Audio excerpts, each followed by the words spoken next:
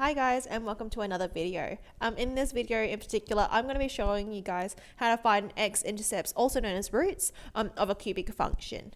Now, usually it can be set up and given to you in, I guess you could say, in x-intercept form, where it's really easy for you to identify those intercepts. However, when it's given to you in a general form, it makes it pretty difficult for you to determine the x-intercepts. Now, in this case, I've given you a function here and I've given you one of them. So I've told you one of the intercepts, but we also know that cubic functions could have more than one or has a minimum of one.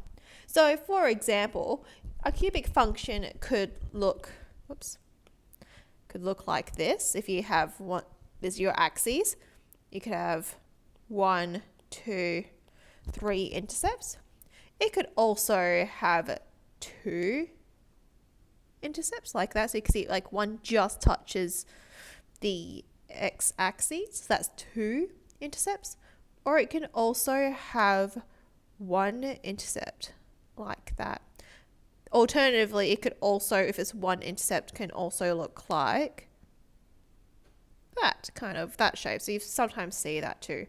So there's a few ways a cubic could look. So it can also have 1, 2, or 3 intercepts, right?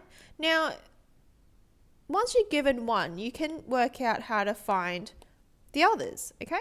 Now, there's 2 methods I'm going to show you. I'm going to show them in 2 separate videos because they're pretty long. So one way is what we call polynomial long division. I just knew as algebraic long division. That's how that's one method, and the other method is what we call synthetic division. So I'll show you that one in a moment in another video. So this is our first method. This is what we call algebraic long division. Okay, so given one of the intercepts of the graph is at 3, x equals 3, can you determine any other x-intercepts? Okay, so if we want it in, I guess you can say, x-intercept form, you know there'll be 3 sets of brackets. It'll be in this kind of format, where P, Q, and R can represent the x intercepts, right? Now you're told one of them is already x equals 3. So you are predicting already it's going to look like this. Now we can also rewrite this bracket to also just be quadratic in brackets. So you could also write it if you wanted to. Oops. Like this, okay? So this is one method that we're going to do. It's called polynomial long division. We're going to try and figure out what this bracket is. We're going to figure out what that is given only this and the original one. So we're going to do algebraic long division. So let's set it up. So the way you set it up is I'm going to put, actually I might even give myself more room. I want lots of room for this. Okay. So I'm going to set myself up. I'm going to write this first bracket on the outside. So imagine just like regular division, you're going to have a kind of division bracket. Now inside of this, you're going to write the original function. So this is x cubed, take 2x squared, take 5x plus 6. Okay. So I'm going to try do this a little bit slowly because it does take a little bit of time to kind of get your head around it. So what we're going to do is to figure out what x times by something gives you x cubed. Okay? So x times by something equals x cubed. And essentially going to divide it. So x cubed over x. And using index law 2, you subtract them, which gives you x squared. So x squared times by x gives you x cubed, okay? So now, if you remember long division, I always hated long division when I was younger, is where you have to write the result of those being multiplied together and write it underneath, and you'd subtract them and all that jazz. We're going to do that. So let's do it. So x squared times by x take 3. X squared times by x is x cubed. X squared times by negative 3 is negative 3x squared. So we're going to write that in underneath. And, oops, that's meant to be a 2. And we're going to subtract. We're going to get rid of it. We're going to get rid of the x cubes because x cubed take x cubed is 0. So they disappear, essentially. Negative 2x take away negative 3x squared. Now, 2 negatives make a plus. So negative 2 plus 1 is just 1x squared. We're then going to bring that negative 5x down. We're not worrying about the 6 at the moment. We're just bringing down the negative 5x. Now we're going to go through and figure out, okay, x times by something gives us x squared. So x times x gives us x squared. So we're going to then, again, multiply it out. I like to do it on the side now. If you're really good, you could just write the answer straight there. I'm just showing you, just for the sake of showing really explicitly what we're doing. X times x is x squared. X times by negative 3 is negative 3x. So x squared take away 3x.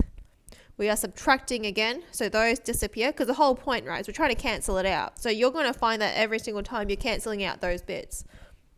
Negative 5 plus 3x, because 2 negatives make a positive, is negative 2x. And this is where we bring down that 6. So that becomes plus 6. Okay? Our next bit is now we're going to figure out x times by something gives us negative 2x. So negative 2 times by x gives us negative 2x. So that's, you see how it's a negative now, by the way. So let's times it. Negative 2, let's write it out in 4. Negative 2 x take 3 equals negative 2x plus 6. So we're going to write negative 2x plus 6. And would you look at that? They fully disappear, right? So they cancel out. So it's going to get a remainder of 0, which is quite pleasant in this case. That means my cubic function is going to be like this. Look at that. So now we have it in a way where we've got ourselves a nice little quadratic which we can break up. We can factorize. So let's do that. So two numbers that multiply to give you negative 2 but add to give you positive 1. X plus 2. X take 1. Let's check it. 2 times negative 1 is negative 2. 2 plus negative 1 is positive 1. There's my nice version. Now we're not worrying about any number in the front. There could be a number in the front. In this case, in this case there isn't because 1's our A, so we'd have to worry about that. But this is not actually answering our question. Our question asked for x-intercepts. It didn't ask us to put it into lovely x-intercept form or anything. Let's answer a question. So that means we use the null factor law. Make it equal to 0. That means, therefore, x equals 3, x equals negative 2, or x equals 1. That means those are our x-intercepts. Now, in fact, even better, write it as a coordinate. So we're going to write 3, 0, negative 2, 0, or 1, 0. In fact, that's an even better answer. I'm going to even highlight that one. There we go. Beautiful. So those are our x-intercepts, for our cubic given in the question. So the other ones are going to be these two here. Oops, I highlighted that, but yeah, those two. Okay. Thanks so much. Thanks for watching, and I'll see you next time.